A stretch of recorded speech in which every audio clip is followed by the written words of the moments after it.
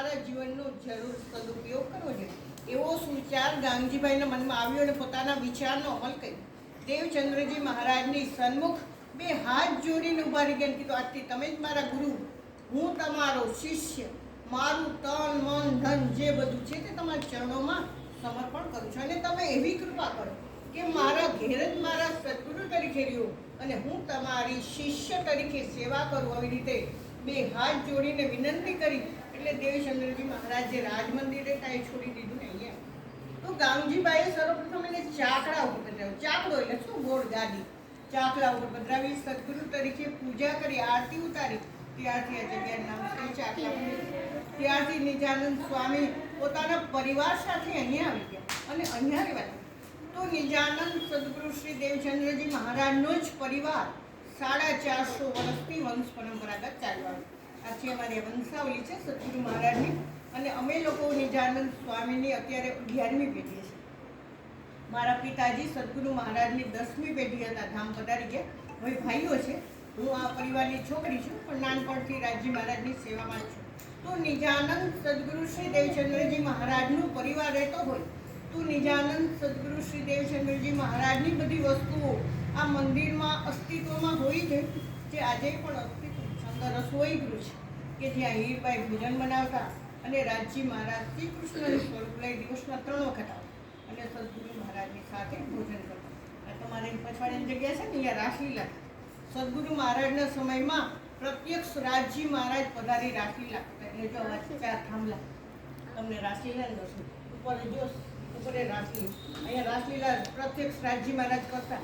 એટલે આ રીતે આ ગાંગજીભાઈનું આ કંઈ નવું નથી બનાવ્યું, ગાંગજીભાઈના સમયથી જ આ બધું છે। અમે તો ફક્ત સાચવી જ બેઠા છે। ઉપર નિજાનંદ સ્વામીનો ઢોલિયો છે કે જ્યાં નિજાનંદ સ્વામી પોઢતા, નિજાનંદ સ્વામી પોઢતા ને જે સ્થિતિ હતી એને સ્થિતિમાં કોઈ ફેરફાર નથી કર્યો।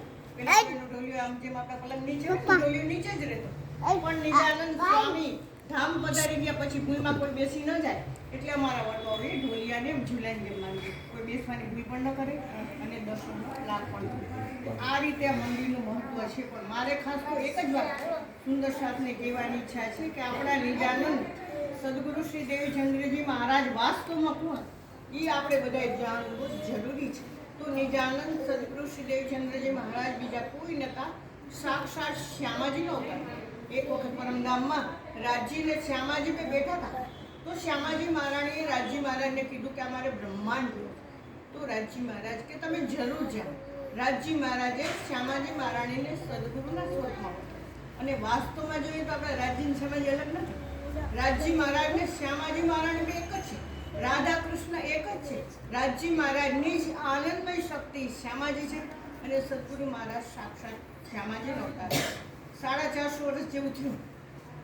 મારા હૃદય પર હાથ રાખીને કહી શકું કે આજની તારીખમાં નિજાનંદ સ્વામી ચાકડા મંદિર છોડી નથી ગયા। જેમ આપણા વડવા હોય અને ગાદી પર બેઠા બેઠા માર્ગદર્શન દેતા હોય એમ એની આજ્ઞા પ્રમાણે કામ કરવું। સવારના શૃંગાર આરતી થાય એટલે પૂછે કે આજ ભોજનમાં શું એટલે એની આજ્ઞા આવી જાય કે આજ ભોજનમાં આ બધા એની આજ્ઞા પ્રમાણે રસોઈ કરવાય। રાતના પોઢાડવા ટાણે પૂછીએ કે કાલ કયા વસ્ત્ર પરિધાન કરવા છે, કાલ વાઘા ક્યાં પહેરવા, તો એની આજ્ઞા આવી જાય કાલવારે આ વાઘા પહેરવા, એની આજ્ઞા પ્રમાણે વસ્ત્ર પરિધાન, એની આજ્ઞા પ્રમાણે રસોઈ। આ રીતે મંદિરનો કાર્યક્રમ ચાલે છે। આ સિવાય ખીજડા મંદિર છે ને, અસલ તો ગાંગજીભાઈ જગ્યા, ગાંગજીભાઈ બાગ કહેવાતો, જ્યાં સદગુરુ મહારાજ જતા આપણે જે પરિક્રમા કરીને ખીજડાની ઝાડ જોઈ છે એ પણ નિજાનંદ સ્વામીએ જ દાંતણની ચીર ફેંકીને પડ્યું છે અને પાણીની જામનગરમાં પહેલાં બહુ તકલીફ હતી, પ્રોબ્લેમ હતો તો ત્યાંય તકલીફ હતી। નિજાનંદ સ્વામીએ પોતાનો ડાબો અંગૂઠો દબાવ્યો તો જમનાજી પ્રગટ। આ બંને કામ ખીજડા મંદિરમાં સદગુરુ મહારાજ છે। આ સિવાય બાજુમાં જ રાજ મંદિર કે જ્યાં સદગુરુ મહારાજ પહેલાં રહેતા, કચ્છકૂટથી આવીને પહેલાં ત્યાં રહેતા, પછી ગાંગજીભાઈએ પોતાના ઘરમાં બધાએ પછી ગયા। આ સિવાય શ્યામ સુંદર મંદિર છે, અહીંયાથી 5 મિનિટનો રસ્તો કે જ્યાં સદગુરુ મહારાજ કથા સાંભળવા ગયા અને રાજજી મહારાજના દર્શન થયેલા। પ્રણામી મંદિર નથી, પાટિયાનું મંદિર છે પણ કથા સાંભળવા જતાં રાજજી મહારાજના દર્શન થયેલા તેનું પણ મહત્વ છે। આ સિવાય મેળી મંદિર અથવા તો શ્રીજીની મેળી, આપણા પ્રાણનાથ સ્વામીનું જન્મસ્થાન, એ અહીંયાથી ચાલીને જાવ 15 મિનિટ લાગે। શ્યામ સુંદરનું મંદિર ત્યાંથી 5 મિનિટ, રાજ મંદિર ત્યાંથી 2 મિનિટનો રસ્તો। બધા મંદિરો બાજુમાં જ છે, બધાનો દર્શનનો લાભ લેજો આવ્યા છે તો।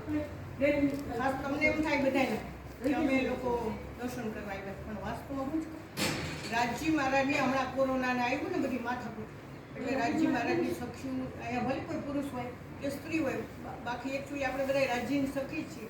રાજ્યને પોતાની સખીઓને જોવાનો અવસર નતો મળ્યો. આમ હૃદયમાં તો એ જ બેઠા છે એટલે આપણે એનો બોલીએ છીએ, પણ રાજ્યને પોતાની સખીઓને જોવાનું એકલા થઈ ગયા તો ગમતું નહોતું, એટલે પોતાની પ્રિય સખીઓને બોલાવી છે કે તમે આવો, તમને હું જાઉં, તમે મારા દર્શન કરો.